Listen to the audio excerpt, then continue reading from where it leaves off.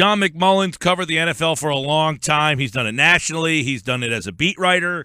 So we'll talk Super Bowl. We'll also talk about the Hall of Fame, which is getting a lot of reaction, John. And I got a big problem. You don't have a Hall of Fame vote, right? No, I don't. There's only 48 of them at this stage. So, and Paul Domovich is the Philadelphia representative. There's some national representatives, but unfortunately, it's not me. I've criticized those guys so many times over the years. I think. So Domovich, to my understanding, Domovich did vote for Owens, correct? Yeah, I believe he did. Certainly, I've talked to him, and he believes T.O. is a Hall of Fame player. So, yes, I would imagine he did. But my concern with the Hall of Fame voters, it's always been this way. There's these unwritten rules, and one of them was broken this year, for instance, and that is you only take one guy from one position. This year, LaDainian Tomlinson obviously was a home run as a first-year nominee. So they had to take him. They also let Terrell Davis in this year, so that's two running back. That's rare. We always talk about it, Chris Carter. Tim Brown's got to wait for Chris Carter, things like that. To me, it's silly. If you're a Hall of Famer, you're a Hall of Famer. With Terrell Owens, unquestionably is a Hall of Fame talent. The issues seem to be with him as a teammate. I heard you guys a little bit about personal vendetta. I don't believe that. I think there's a lot of people who think he was a terrible teammate, and the nomadic nature of his career hurts him. And you can argue each side of that. I understand each side of that, but there's no doubt T.O.'s the way he handled himself during his career has hurt him.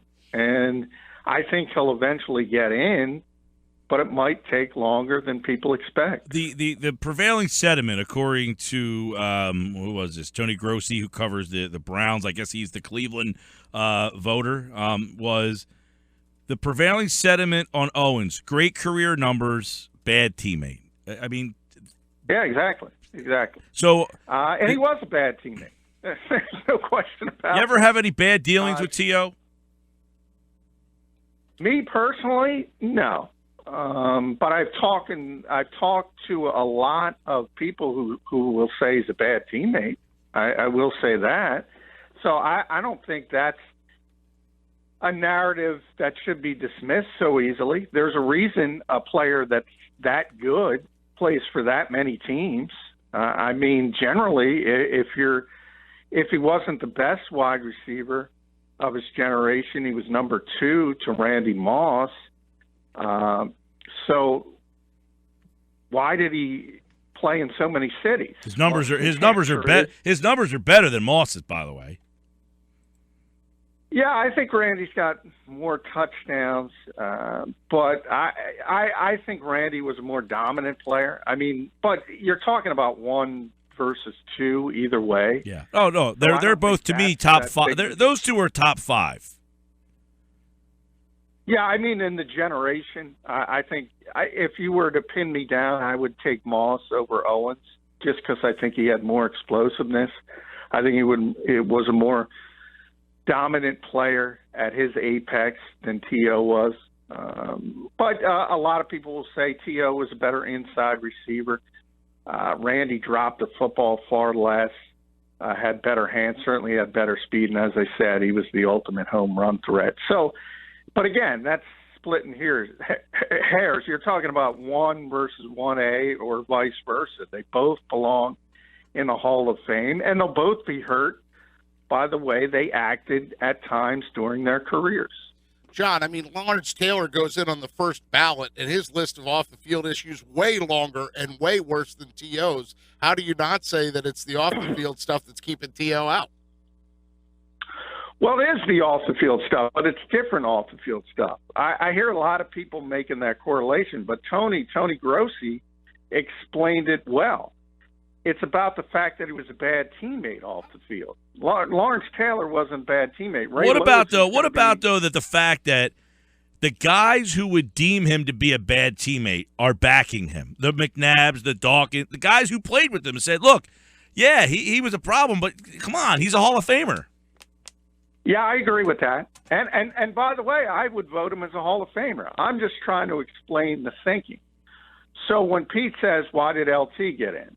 Well, remember, it's writers. It's not teammates. They should listen to the teammates. He should be a Hall of Famer. I mean, T.O. was never arrested. As I said, and Ray Lewis, people bring that up next year. Ray Lewis, slam dunk, Hall of Famer, involved in a murder case. Whether, you want to say he had culpability or not, whatever. But on the field, he was the ultimate leader. His teammates swear by him. So that's the difference when you're talking about a Ray Lewis, when you're talking about a Lawrence Taylor versus you're talking about T.O. And I understand why people want to make that comparison and say he never got arrested. He never did the things LT did. He never did the things Ray Lewis was accused of. I get it, but those guys are considered leaders on the football field. T.O. was not.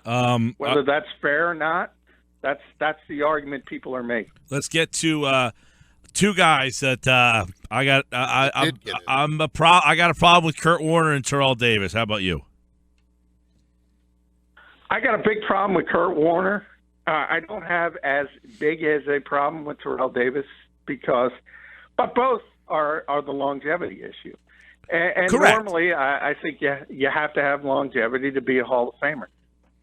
In the case where I think TD was a borderline pick, I would have voted him in because he was so dominant at his apex, sort of like a Gale Sayers vote. He was so good for that short period of time. But Kurt Warner, I don't think there was enough.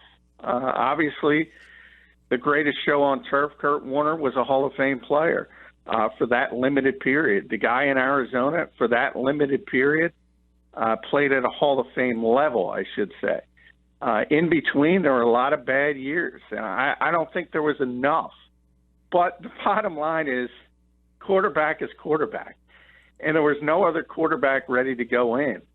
So I knew he was going to be voted in to the Hall of Fame. Do I think he's a Hall of Famer? No. So you just said something that kind of perks my ears out. So like Morton Anderson gets in. Does Morton Anderson bounce Owens? Or because they wanted a quarterback to get in, they bounce Owens out? Well, no, I don't think so. Because remember, T.O. didn't even make the cut from 15 to 10. Understand that. Brian Dawkins made the cut from 15 to 10. And then Brian didn't make it from 10 to 5. Mm-hmm. So T.O. wasn't even close to getting in this time. So, no, I don't think either of those guys bounced. And Morton Anderson, I don't think bounced anybody because he's only the second kicker in the Hall of Fame. So it's not like they're trying to get a kicker in the Hall of Fame. I think the guys thought he was a Hall of Fame player, and they voted them in. Did Kurt Warner, because it was a slight year for the quarterbacks, bump somebody else? Potentially, that's more possible. John, do you think Dawkins should have gotten in, and do you see him having problems with some of the names that are coming up then, or that are up? John Lynch, Reed, Polamalu, they're still to come, that Dawkins may have trouble getting in now. Yeah, he may. And it's a weird question, Pete, and I'll tell you why. Because of the way they do business. Now, understand, there's only 8 safeties that play that position exclusively in the Hall of Fame. So it's a position as a whole that generally doesn't get a lot of Hall of Fame love. I always point to Paul Krause, who's the all-time interception leader in this league. 80-plus interceptions. Nobody else is even close. It took him 2 decades to get in the Hall of Fame. That's how difficult it is for safeties to get in the Hall of Fame. So I think people who looked at Brian Dawkins and said he's a Hall of Fame player, he's going to be in right away, don't understand the way they do business. And then you have that issue. Guys coming up. Ed Reed's coming up. Troy Polamalu's coming up. Is Brian going to get in front of those guys? Probably not. So what I said before about only putting in one player at that position per year you got to be concerned with. So both he and John Lynch made the cut from 15 to 10. So we don't know who was closer because the Hall of Fame doesn't publicize the actual voting. But both of those guys were awful close. And say next year rolls around, they want to put Lynch in, they think he's more deserving. Then all of a sudden, Brian might have an issue, and it might take a number of years. John McMullen, 97.3 ESPN.com, also covers the league, FanRag Sports NFL, where this one was one that really, after all these years, it's like, you know what? These guys have a pretty prestigious job, and it bothers me that sometimes they get it so wrong and their reasoning is so off base. That to me was something that really stood out. And the Owens thing, that one seems egregious. I mean, just to say that the second all-time receiving yards and third all-time touchdowns is not in your Hall of Fame. I'll tell you what's egregious. The egregious part was he wasn't even close. I mean, it's really difficult to get in the Hall of Fame. The egregious part was he didn't make the cut from 15 to 10, which is just inexplainable. When you talk about numbers and things of that nature, things have shifted so dramatically in football, you really can't sort of rate the numbers and say this is the second best receiver of all time, because guys like Lance Allworth back in the day, I mean, they just played in a different game. So you really have to try to judge guys in the generation they're in. And as I said, Randy, anyway, you look at Terrell Owens, he's a Hall of Fame football player, because in his generation, if he wasn't the best receiver, he was the second best. And generally, as I said, eventually Randy and T.O. are both going to be in Canton. So should he be in the Hall of Fame? Certainly. They tend to make guys wait. Chris Carter had to wait a while to get in the Hall of Fame. Obviously, T.O. is going to have to do the same thing. I think he'll eventually get there. But certainly the way he handled himself is the crutch people are using to make him wait. John McMullen's with us. We haven't really got a chance to get into the Super Bowl. I'll give you I'll give you a chance to kind of give us your overview of the either epic comeback or the epic choke job. Yeah, it depends what side of the aisle you're on. There's two things to me. From the Patriots, the most impressive thing to me, and I said my best description of it, is every other team would have given up. And that's why you have the numbers coming out, 98% the Falcons are going to win. No NFL team in postseason history, not just Super Bowl history, 19-point lead going into the fourth quarter. Numbers were 93-0. Every single team would have given up, and they didn't give up. So that's the impressive part to me from the Falcons. I know everybody's killing Kyle Shanahan. Certainly the play calling could have been better. But if you're the MVP of this league, if you're Matt Ryan, you have to understand situational football. And you can't take a sack in that situation. End of story. Doesn't matter. Blown pass protection, penalty on Jake Matthews. When Julio Jones makes that catch at the 22-yard line, which should have went down in Super Bowl lore, Matt Ryan can't take a sack in that situation. It's as simple as that. More on the game tomorrow with John, more on the NFL.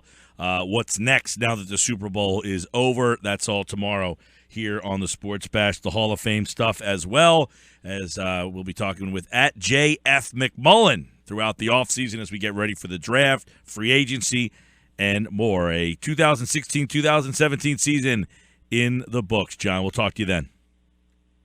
Hey, thank you, guys.